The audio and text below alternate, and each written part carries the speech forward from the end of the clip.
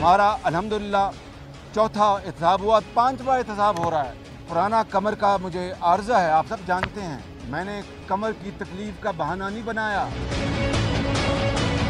ये कहना कि जी अगर जो अदालत का फैसला ना हुआ तो मानेंगे नहीं, कैसे नहीं मानेंगे आप? हम मनवाएंगे आपको। वाह वाह वाह वाह वाह वाह वाह वाह।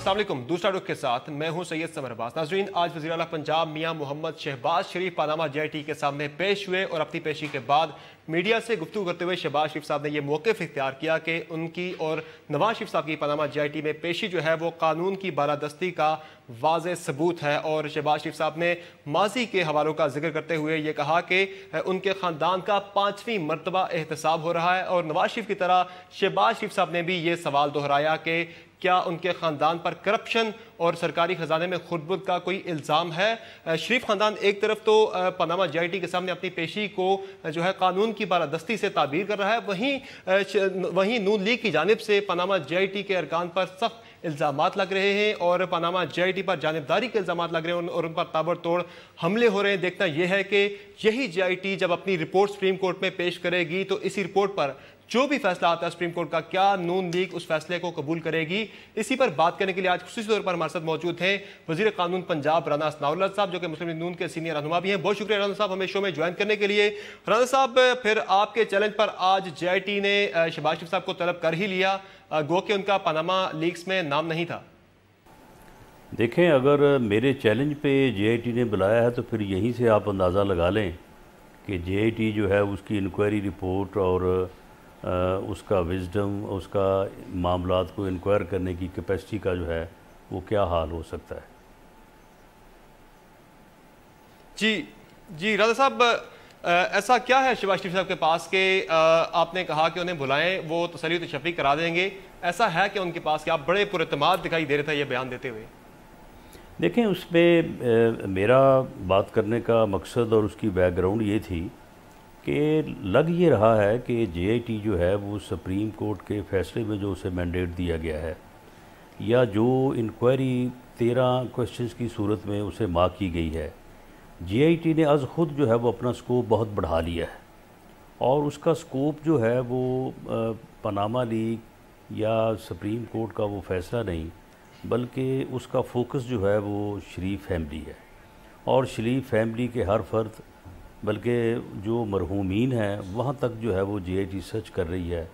उनका कारोबार कहाँ से शुरू हुआ, कैसे शुरू हुआ, क्यों कर आगे बढ़ा, उसके मतलब जो है वो सर्च कर रही है। तो फिर इन इंफॉर्मेशन के लिए शरीफ फैमिली में से मेरी दानिश में जो आदमी सबसे ज़्यादा वेल अवेयर ऑफ है वो मियाँ शहबाज शरीफ साहब थे और आज उन्होंने जो बाहर आके मुख्तसरन गुफ्तगू की है मीडिया के सामने और जिन मौज़ूओं के ऊपर और जहाँ से उन्होंने बात अपनी को शुरू किया और फिर मुख्तसर अंदाज में उन्होंने उसको वाइंड अप किया, तो उससे ये अंदाज़ा होता है कि उन्होंने किस तरह से और कहाँ से शुरू करके जो है वो JIT को जो है वो इस बारे में मुकम्मल इन्फॉर्मेशन दी होगी जो कि सच और हक़ पे मबनी होगी कि किस तरह से जो है वो शरीफ फैमिली ने अपना कारोबार 30 की दहाई में शुरू किया और किस तरह से वो कारोबार जो है वो फेयर मीन्स और खालसतन जदोजहद और मेहनत और अमानत और दयानत की बुनियाद के ऊपर जो है वो 60 की दहाई में एक ऐसा बिज़नेस एम्पायर था जो कि पाकिस्तान के जो चंद लीडिंग बिज़नेस फैमिलीज़ हैं उनमें उनका शुमार होता था। अब जो लोग 60 की दहाई में इस इतने सरमाए या इतने बिज़नेस के जो कि उस वक्त करोड़ों में था के मालिक थे, उनसे आज पूछा जा रहा है कि ये आपने घर कैसे बनाया था और आपने जो है वो फ्लैट जो है वो आपने कहाँ से ख़रीदा था और आपके बच्चों की जो है वो बाहर फ़ीस कौन अदा करता था। यानी ये एक इतनी मज़ाक़ेज़ बात है, लेकिन बहरहाल क्योंकि सुप्रीम कोर्ट की अथॉरिटी है और उस अथॉरिटी को हम तस्लीम करते हैं और उसकी रिस्पेक्ट और इज़्ज़त के तौर पे जो है वो JIT के सामने पेश हो रहे हैं। वरना JIT के जो अपने मामलात हैं उन्होंने अपने आप को जिस तरह से कंडक्ट किया है, उन्होंने हर तरफ जो है वो अपने तनाज़ों का जो है वो अबहाम का अंबार लगाया हुआ है। राना साहब, आपका ही आज एक बयान सामने आया जिसमें आपने ये कहा है कि JIT वाले चौकीदार हैं या टेलीफोन ऑपरेटर, तो आप जैसी सीनियर शख्सियत की जानिब से इस तरह का बयान आना, ये इससे फ्रस्ट्रेशन समझा जाए या फिर एक प्रेशर टैक्टिक? نہیں، آپ مجھے بتائیں کہ جو جے آئی ٹی نے کمپلینٹ اپنی فائل کی ہے سپریم کورٹ میں، جو کہ اس وقت میڈیا کے اوپر اویلیبل ہے، اس میں انہوں نے ایک تو کسی ادارے کو نہیں چھوڑا، تمام اداروں کے اوپر، وہ بورڈ آف ریونیو ہو، وہ اسٹیٹ بینک ہو، وہ آئی بی ہو، وہ ایس سی سی آئی ہو، کوئی ہو، سب کے اوپر جناب انہوں نے الزامات لگائے ہیں۔ یعنی ایک طرف ان کی ذمہ داری یا ان کی رسپانسبلٹی ہے کہ وہ تفتیش کریں، وہ کمپلینٹ بن کے بیٹھ گئے ہیں اور ہر ادارے کے ساتھ انہوں نے لڑائی شروع کر لی ہے۔ اور پھر دوسرا، وزارت قانون کے خلاف انہوں نے جو ہے وہ محاذ کھول لیا ہے۔ پھر اس کے بعد انہوں نے جو وزیر اعظم ہاؤس کے متعلق جو کمپلینٹ کی ہے، اور خاص طور پہ باقی محکموں کے متعلق بھی، آپ مجھے بتائیں کہ یہ اتنا بڑا انالیسس جو ہے، یہ 6 آدمی جو ہیں وہ صرف یہی کام کر رہے ہیں، وہ کوئی انکوائری نہیں کر رہے، وہ اس طرف اپنا اگر وقت دے رہے ہیں تو یہ سارا کام جو ہے وہ کہاں بیٹھ کے ہو رہا ہے۔ اور پھر دوسرا، جب وہ حوالہ دیتے ہیں کہ جی فلاں آدمی نے فون کیا اور فلاں نے کہا کہ تم پرائم منسٹر ہاؤس جاؤ، اور پھر فلاں آدمی جو ہے وہ پرائم منسٹر ہاؤس گیا گوا اور وہاں سے اس نے انسٹرکشن لی اور پھر وہ ہمارے سامنے آیا، تو بھئی آپ کیا پھر پرائم منسٹر ہاؤس کے ٹیلی فون آپ ٹیپ کر رہے ہیں، یا وہاں پہ کوئی آپ جو ہے وہ بطور گارڈ وہاں پہ تعینات ہیں؟ یہ ساری انفارمیشن، ایک تو یہ ہے کہ آپ کی اس سے ریلیونسی کیا ہے، اور دوسرا یہ ہے کہ آپ کو یہ حاصل کہاں سے کی ہے۔ تو یہ ساری چیزیں جو ہیں، جے آئی ٹی نے جتنے بھی تنازع کھڑے کیے ان میں سے کوئی ایک بھی ایسا نہیں ہے کہ جو ہم نے الج کیا ہو۔ آج ویسے آئی بی نے انہوں نے دائر کی ہے، آج جو ویسے آئی بی تمام نے محکموں کے خلاف، کیا یہ ہم نے کہا ہے اسے؟ کیا یہ واٹس ایپ والی سٹوری ہم نے جو ہے وہ کریٹ کی ہے؟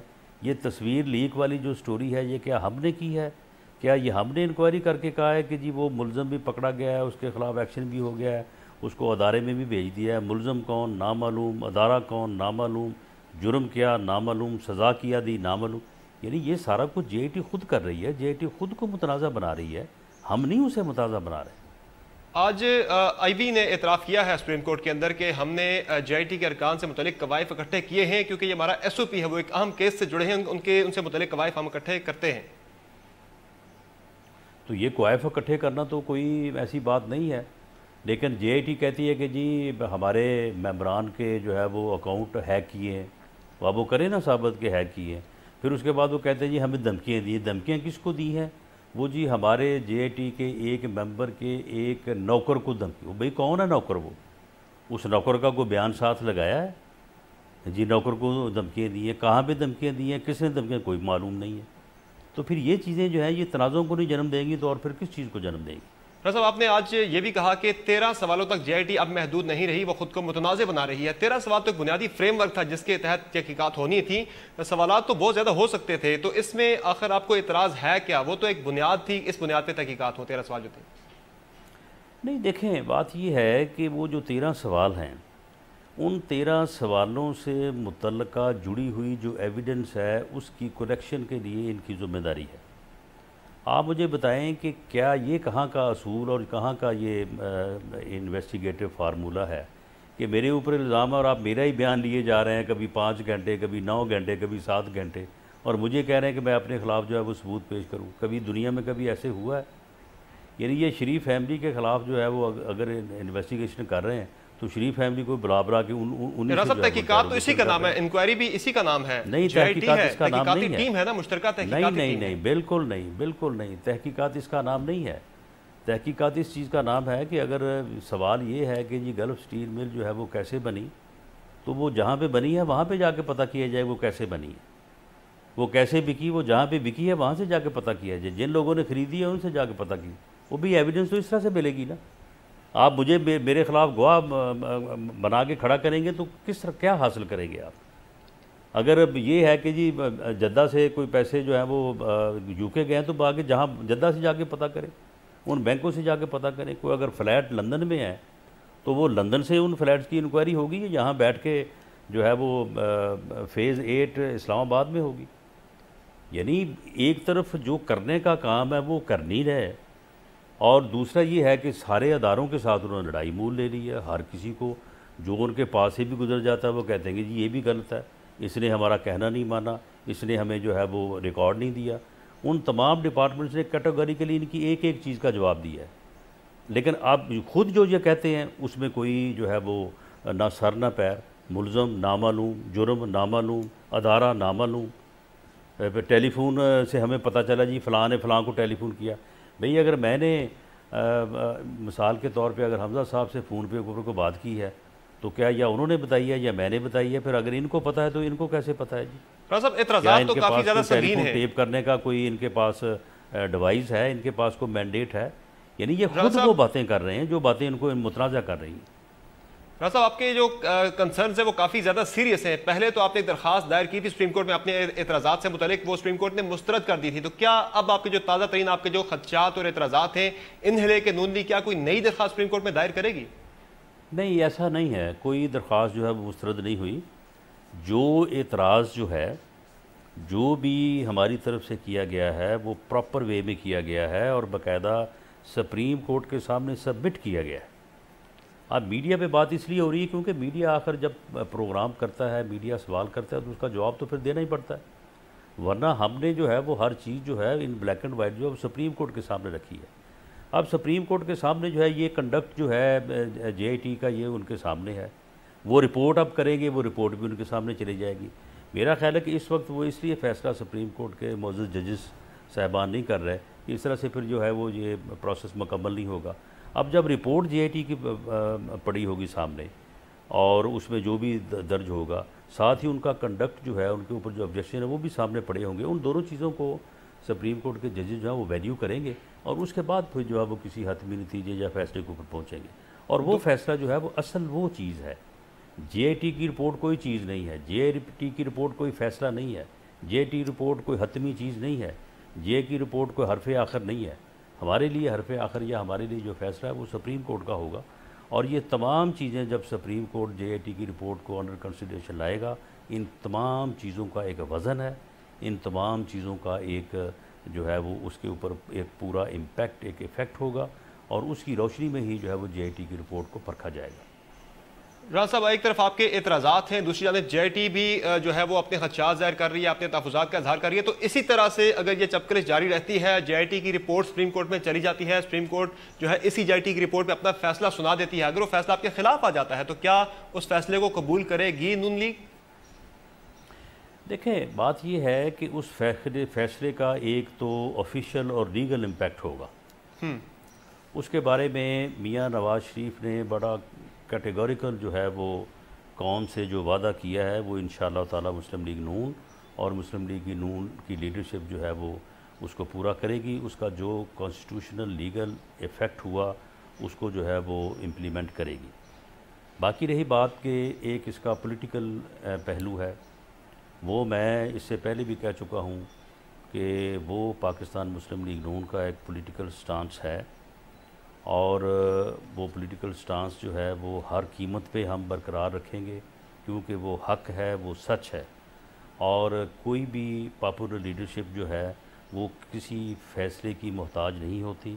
میاں نواز شریف بلا جو ہے وہ یعنی کسی بھی جو ہے وہ یعنی دعوے کے یا معاملے کے وہ مسلمہ پاکستانی قوم کے پی ایم ایل این کے جو ہے وہ لیڈر ہیں.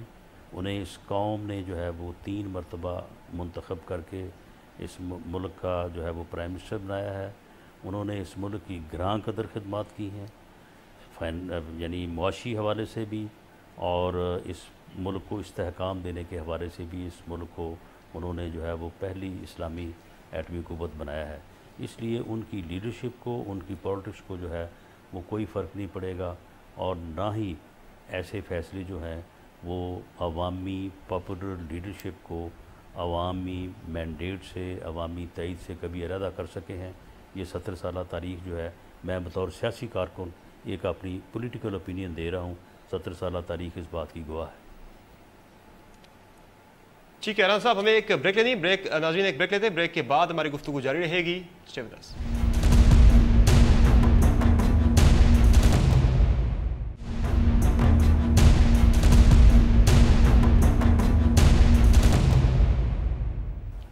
Welcome back. رانا صاحب آج پھر کہا، میاں شہباز شریف صاحب نے بھی کہا، پہلے نواز شریف صاحب بھی کہہ چکے ہیں کہ پاناما کیس جو ہے وہ کرپشن سے متعلق نہیں ہے اور جس میں سرکاری خزانے میں خود برد سے متعلق یہ کیس نہیں ہے. اور آپ نے بھی کہا، انہوں نے یہ بھی کہا کہ اس میں شریف خاندان کا نام نہیں ہے. تو پھر شریف خاندان کا نہیں تو پھر کس خاندان سے متعلق یہ پاناما لیکس تھیں اور لندن فلیٹ سے کس خاندان نے آن کیے ہیں؟ نہیں دیکھیں، یہ جتنا بھی کیس چلا ہے اور یہ جو 13 کویسچنز ہیں جن کے اوپر جی آئی ٹی بنی ہے، اور یہ ساری چیزوں کو آپ اس کا ایک بڑا عمومی سا جائزہ لیں۔ اب بات یہ ہے کہ کہا یہ گیا ہے کہ جی گلف سٹیل مل جو ہے وہ 70 کی دہائی میں، جب 70 کی دہائی میں جو ہے وہ شریف فیملی جو ہے وہ سیاست میں بھی نہیں تھی، وہ کیسے بنی، اس کے بعد وہ فروخت کیسے ہوئی، اس کے بعد وہ انویسٹمنٹ جو ہے وہ کس طرح سے جو ہے وہ بعد میں جو ہے وہ جو جدہ میں جو سٹیل مل بنائی تھی شریف فیملی نے وہ کیسے بنی۔ اب بتائیں مجھے کہ وہ جدہ میں جب سٹیل مل بنائی گئی ہے تو اس وقت شریف فیملی جب برسر اقتدار تھی یا جلا وطن تھی؟ اس کے بعد پھر کہا گیا کہ جو ان پیسوں کو کس طرح سے جو ہے وہ لندن جو ہے وہ بھیجا گیا۔ تو آپ مجھے بتائیں کہ یہاں پہ کون سا سیاسی پروجیکٹ ہے؟ کیا گلف سٹیل مل جو ہے وہ کوئی جو ہے وہ اپنا سرکاری پروجیکٹ تھا؟ اس کا فروخت کرنا کچھ سرکاری کام تھا؟ یا لندن یا جدہ میں سٹیل مل جو بنائی گئی وہ کیا کوئی سرکاری خزانے سے بنائی گئی تھی، یا اس وقت میاں نواز شریف صاحب وزیر اعظم تھے؟ تو یہ ان کا ذاتی کاروبار ہے جو کہ سن 70 کی دہائی سے شروع ہوتا ہے اور آج تک وہ اس کو جو ہے وہ اس کی پیروی جو ہے وہ کی جا رہی ہے کہ جی کڑی سے کڑی ملائیں۔ وہ بھئی 50 سالہ جو ہے وہ پچھلی باتوں کی کڑی سے کڑی جو ہے وہ کون ملا سکتا ہے؟ اور یہاں پر تو یہ کہا جا رہا ہے کہ اپنی پیدائش سے پہلے کی بھی جو ہے وہ کڑی سے کڑی آپ ملائیں۔ تو یہ ساری چیزیں جو ہیں یہ اس ملک کے عوام دیکھ رہے ہیں، اور بالکل میاں نواز شریف صاحب نے درست کہا کہ یہ تماشا جو کیا جا رہا ہے، کیا یہ اس ملک کے عوام کو اس کو سمجھ نہیں رہے یا اس کو دیکھ نہیں رہے؟ اور جو جے آئی ٹی اگلے سال جو ہے وہ 20 کروڑ عوام کی بیٹھنی ہے تو وہ اس کے اوپر فیصلہ اپنا دے گی، ٹھیک ہے، عدالتیں اپنا فیصلہ دیں گی، جے آئی ٹی اپنا ہی رپورٹ جو ہے وہ دے گی، لیکن ایک فیصلہ اس ملک کے عوام نے بھی دینا ہے، جو کہ میں سمجھتا ہوں کہ اس دنیا کی حد تک جو ہے وہ سب سے بڑی عدالت ہے، اور اس کا فیصلہ جو ہے وہ سب فیصلوں کے اوپر حاوی ہوگا۔ راز صاحب، اگر ذاتی کاروبار ہے، ذاتی اگر معاملات کو اچھالا جا رہا ہے، تو عمران خان کے خلاف جو آپ کا کیس ہے وہ بھی تو ان کے ذاتی معاملات سے متعلق ہے۔ وہ اگر ان کا کیس ذاتی معاملات سے متعلق ہے، وہ اگر قابل گرفت ہے تو آپ کا پھر قابل گرفت نہیں ہے بنی گالہ والا اگر ہے تو یہ نہیں ہے؟ نہیں دیکھیں، بات یہ ہے کہ ہم نے کب کہا ہے کہ عمران خان نے فلاں سرکاری جو پروجیکٹ ہے اس میں اس نے کوئی کرپشن کی ہے؟ ماسوائے ان پروجیکٹس کے جو خیبر پختونخوا میں ہیں اور جن میں ان کے منسٹر جو ہیں وہ ملوث ہیں کرپشن کرنے میں، جن میں ان کے چیف منسٹر ملوث ہیں، اور اتنی یعنی بے حیائی سے کرپشن ہو رہی ہے اور اتنی بری کرپشن ہو رہی ہے وہاں خیبر پختونخوا میں۔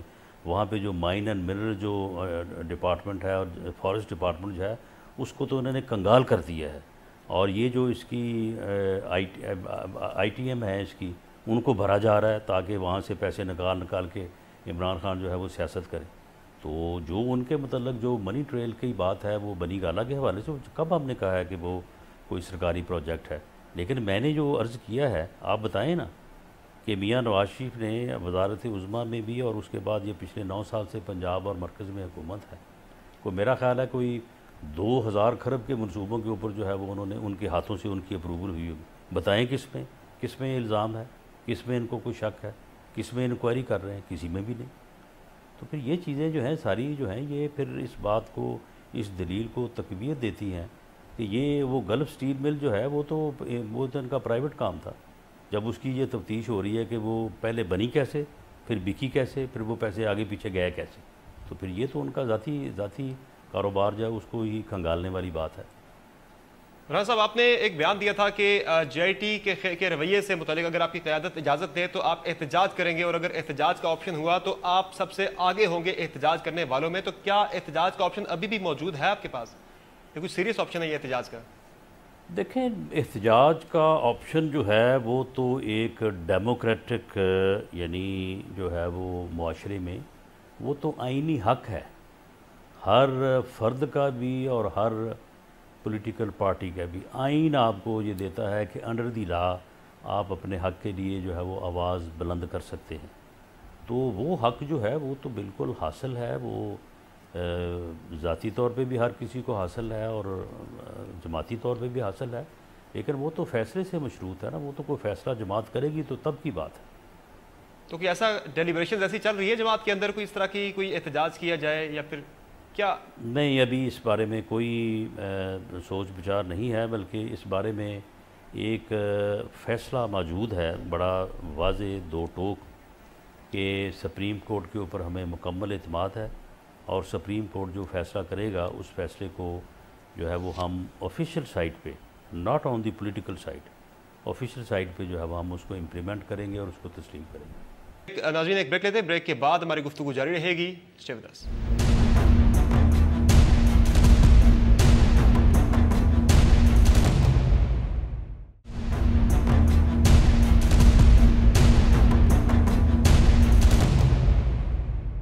Welcome back. رانا صاحب، تحریک انصاف تو اب یہ بھی آپشن دیکھ رہی ہے کہ نواز شریف صاحب کے استعفے کی تحریک کے بعد اب میاں شہباز شریف صاحب کے استعفے کے لیے تحریک چلائی جائے، تو کتنا یہ پریشان کن ہوگا نون لیگ کے لیے؟ نہیں، یہ ہمارے لیے کیا پریشان کن ہونا ہے، یہ تو ان کی تحریک یا ڈیمانڈ نہیں، یہ تو ان کی بیماری ہے کہ وہ جس طرح سے بعض بیماریوں میں کچھ لوگ جو ہے نا وہ کچھ مخصوص چیزیں جو ہیں وہ الاپنا شروع کر دیتے ہیں، تو یہ استعفے کا تو راگ جو ہے نا یہ الاپنا ان کی بیماری ہے۔ تو یہ تو آج سے، یہ تو کب سے جو ہے وہ استعفیٰ کر رہے ہیں، تو ان کے کہنے پہ تو کوئی استعفیٰ نہیں دے گا۔ عمران خان صاحب نے یہ بھی کہا ہے، آپ نے احتجاج کی بات کی تھی تو عمران خان صاحب نے یہ بھی کہا تھا کہ سپریم کورٹ کا جو بھی فیصلہ ہوگا اس پر عمل درآمد ہم کروائیں گے، وہ گارنٹی لے رہے ہیں کہ ہم عمل درآمد کروائیں گے جو بھی فیصلہ ہوا اس کا۔ سپریم کورٹ اپنے فیصلوں پہ عمل درآمد کرنے کی خود طاقت رکھتا ہے اور آئینی استحقاق رکھتا ہے، انہیں کسی اشتہاری ملزم کے جو ہے وہ کی مدد کی ضرورت نہیں ہے کہ وہ ان کے فیصلوں کو امپلیمنٹ کروائے۔ یہ میں سمجھتا ہوں کہ ان کی اپنی جو ہے وہ خود نمائی ہے کہ وہ خود کو جو ہے نا وہ خواہ مخواہ جو ہے وہ سپریم کورٹ کے ساتھ کھڑا کر کے وہ اپنے آپ کو بڑا ثابت کرنا چاہتے ہیں۔ رانا صاحب، اگر میاں صاحب نے یہ حوالہ دیا کہ وہ 3 نسلوں کا احتساب دے رہے ہیں، 3 نسلوں کا حساب دے رہے ہیں، تو پھر انہیں عوامی فیصلوں کو روننے والی فیکٹریاں اور سازش کیوں نظر آ رہی، کٹ پتلیاں کیوں نظر آ رہی ہیں، اور اس بات کا 3 نسلوں کے حساب سے تعلق کیا ہے آخر؟ دیکھیں، یہ جو عمران خان ہے یہ بہت بڑی کٹ پتلی ہے، یہ سب کو نظر آ رہی ہے۔ یہ کٹ پتلی جو ہے یہ اس کی جو فورن فنڈنگ ہوئی ہے اس کے پیچھے بڑے بڑے راز ہیں جو وقت آنے پہ ان سے پردہ اٹھایا جائے گا کہ کہاں کہاں سے جو ہے اس کو فورن فنڈنگ ہوئی ہے، اور یہ جو وہاں پہ روزانہ کا 2 سے 2.5 کروڑ روپے خرچ کیا جاتا تھا دھرنے پہ، اور وہاں پہ جو قبریں نکالی گئی تھیں، اور وہاں پہ جو امپائر کی انگلی کا انتظار ہو رہا تھا، یہ ساری چیزیں جو ہیں، یہ سارے تماشے جو ہو رہے ہیں، یہ ہو تو پردے کے پیچھے رہے ہیں، لیکن اب یہ پردے کے پیچھے رہیں گے نہیں۔ یہ ساری چیزیں جو ہے وہ پوری طرح سے جو ہے وہ عیاں ہیں، ان کو وقت آنے پہ جو ہے وہ ایکسپوز کر دیا جائے گا۔ میاں جاوید ہاشمی کا جو بیان ہے، وہ ابھی جاوید ہاشمی اللہ کے فضل سے موجود ہے، زندہ ہے اور اپنے بیان پہ قائم ہے۔ اس نے جو انٹرویو دیا تھا تو اس سے پھر جو ہے وہ پھر کس طرف جو ہے وہ کون سی بات جاتی ہے، تو یہ کٹ پتلیاں ساری جو ہیں وہ ساری سامنے ہیں۔ تو ان کٹ پتلیوں کی طرف جو ہے وہ اشارہ تھا کہ یہ کٹ پتلیاں جو کبھی دھرنا کرتی ہیں، کبھی ریلی کرتی ہیں، کبھی لانگ مارچ کرتی ہیں، نہیں تو رانا صاحب جو ابھی جو احتساب ہو رہا ہے، میاں صاحب کا، اس میں جو میاں صاحب کو سازش نظر آ رہی ہے، یعنی آپ اس سازش کو بھی اسی سازش سے جوڑ رہے ہیں جس کا حوالہ دیا تھا جاوید ہاشمی صاحب نے؟ جی بالکل، جو اس وقت یعنی احتساب ہو رہا ہے اس کی آپ طے میں جائیں نا کہ وہ کب شروع ہوا تھا۔ وہاں سے شروع ہوا تھا نا، دھرنوں سے پہلے جو ہے وہ انتخابات کی دھاندلی کا بے بنیاد الزام تھا، اور اس کے اوپر جو ہے وہ پھر چلتا رہا احتساب اور انکوائری اور سارا سلسلہ۔ اب اس کے بعد جو ہے اس سارے پروسیس کے پٹیشنر جو ہیں وہ تو عمران خان ہیں، یا وہ پنڈی کا شیطان ہے، یا ایک مکار مولوی ہے، یہی ہے نا 3 پٹیشنر، تو یہیں سے وہ معاملہ سارا آگے بڑھ رہا ہے۔ نہیں تو ابھی کیا احتساب کے پیچھے بھی وہی امپائر ہے جو اس وقت تھا؟ نہیں دیکھیں، یہ تو ابھی تک انہوں نے بتایا ہی نہیں ہے کہ امپائر ان کا ہے کون۔ جب ان سے پوچھا جاتا ہے تو پھر یہ نعوذ باللہ اللہ تعالیٰ کے اوپر الزام لگاتے ہیں کہ جی ہم نے اس کو امپائر کہا تھا، حالانکہ اللہ تعالیٰ تو وہ امپائر نہیں ہے جو انگلی کھڑی کرتا ہے۔ تو یہ ساری چیزیں جو ہیں، جب یہ پتلیاں جو ہیں، جب ان پتلیوں کا احتساب ہوگا تو یہ سارا کچھ بتائیں گے۔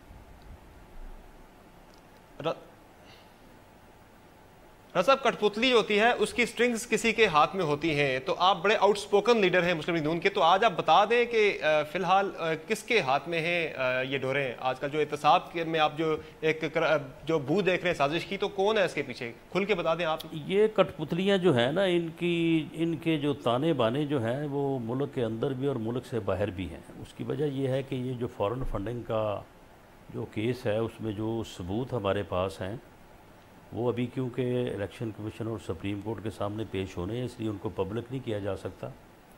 یہ معاملہ جو ہے یہ بڑی دور تک جائے گا کہ اس آدمی کو کس طرح سے پاکستان کی سیاست میں جو ہے وہ انجیکٹ کیا گیا ہے، پروموٹ کیا گیا ہے، اور وہ کتنی بڑی سازش تھی اس ملک کے خلاف کہ اس ملک کو جو ہے وہ کس حادثے سے دوچار کیا جائے، اور اس کے مقصد کے لیے جو ہے اس پتلی کو جو ہے کٹ پتلی کو پاکستان کی سیاست میں جو ہے وہ لایا گیا اور کس طرح سے اس کو پروموٹ کیا گیا، وہ ساری چیزیں جو ہیں وہ ریکارڈ میں موجود ہیں، اور اس وقت جو ہے وہ ان کو ثابت کرنے میں کوئی اتنی زیادہ مشکل پیش نہیں آئے گی۔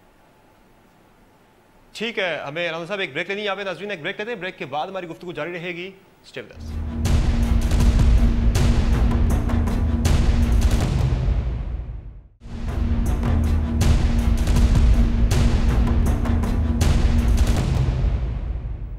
Welcome back. رانا صاحب، 2 روز پہلے میاں نواز شریف صاحب نے ذکر کیا تھا 2018 میں لگنے والی بڑی جے آئی ٹی سے متعلق انہوں نے بات کی تھی۔ ابھی آپ اس جے آئی ٹی سے تو نمٹ لیں، آپ ابھی سے اس اگلی 2018 والی جے آئی ٹی کی بات کرنے لگے ہیں، اس سے تو بظاہر ایک مایوسی دکھائی دے رہی ہے کہ آپ نے ابھی سے نظریں اگلی جے آئی ٹی پہ لگا لی ہیں، عوامی جے آئی ٹی پہ۔ نہیں دیکھیں، بات یہ ہے کہ ہمیں نہ اس جے آئی ٹی سے نہ اس جے آئی ٹی سے مایوسی والی بات نہیں ہے۔ ہمیں اس جے آئی ٹی کے پیچھے جو فیصلہ کرنے والی قوت ہے سپریم کورٹ آف پاکستان، ہمیں اس کے اوپر بھی اعتماد ہے، اور جو 2018 میں بیٹھنے والی جے آئی ٹی کے پیچھے فیصلہ کرنے والی قوت پاکستان کے عوام ہے، ان کے اوپر بھی ہمیں جو ہے وہ پورا اعتماد ہے، اور ہمیں دونوں جے آئی ٹیز کے پیچھے فیصلہ کرنے والی قوتیں ہیں ان کے اوپر بھی اعتماد ہے، اور انشاءاللہ تعالیٰ ان کے فیصلوں کو بھی ہم جو ہے وہ پوری طرح سے جو ہے وہ انڈورس یا ان کو ایکسیپٹ کریں گے۔ صاحب، بڑی جے آئی ٹی کی بات ہو رہی ہے، تو یہ پاناما جے آئی ٹی ہے، یہ جو پاناما کیس ہے، یہ کتنے بڑے بیگیج کے ساتھ نون لیگ 2018 کے الیکشن میں جائے گی؟ کتنا افیکٹ کرے گا یہ آپ کو نتائج جو بھی ہوں؟ نہیں، یہ بیگیج ختم ہو چکا ہے، اس بیگیج کو کی دھجیاں بکھیر دی ہیں اس جے آئی ٹی نے، اور یہ بیگیج اب بیگیج نہیں رہا۔ پولیٹیکلی شریف فیملی اور Mian Nawaz Sharif as political leader جو ہے اس سے باہر آ چکے ہیں۔ اب یہ کوئی بیگیج نہیں رہا، اب اس کا کوئی امپیکٹ ان کے اوپر نہیں رہا، پولیٹیکلی وہ سرخرو ہو چکے۔ وہ یعنی 15 جون کا اور آج 17 ہے، یہ 2 دن جو ہیں، ان 2 دنوں میں یہ بالکل معاملہ پولیٹیکلی جو ہے وہ واش آؤٹ کلیئر ہو گیا۔ رانا صاحب، 2018 کے جو آپ بڑی جے آئی ٹی کی بات کریں میاں صاحب، اسی کی اگر بات کر لی جائے تو اس میں تو آپ کو بڑا ٹف ٹائم نہیں ملنے والا اس مرتبہ، چونکہ تحریک انصاف میں بڑی سب بندیاں ہو رہی ہیں، پیپلز پارٹی سے ٹوٹ کر لوگ تحریک انصاف میں آ رہے ہیں، تو اس بڑی جے آئی ٹی میں ٹف ٹائم نہیں ملنے والا آپ کو؟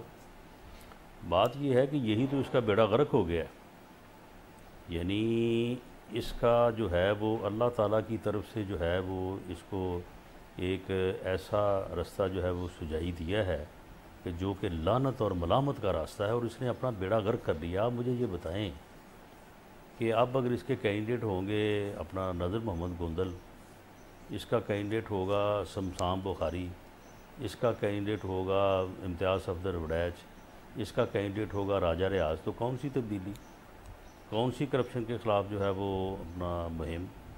اس کو سمجھ لگ جائے گی کہ کس طرح سے جو ہے یہ پاکستان دشمن جو ہے وہ قوتوں کا جو ہے وہ اعلیٰ کار بن کے پاکستان کو جو ہے وہ ڈی سٹیبل کرنے کی جو ہے وہ 4 سال کی کوشش کی۔ کیا وجہ ہے یہ لوگ پی ٹی آئی کی طرف کیوں جا رہے ہیں، آپ کی جماعت کی طرف کیوں نہیں آ رہے؟ ایسی کیا وجہ ہے، رکاوٹ کیا ہے؟ ہمارے پاس تو ان کے لیے جگہ ہی نہیں ہے۔ اچھا، اگر راجہ ریاض کو فیصل آباد میں مسلم لیگ نون نے لینا تو پھر میں کدھر جاؤں گا؟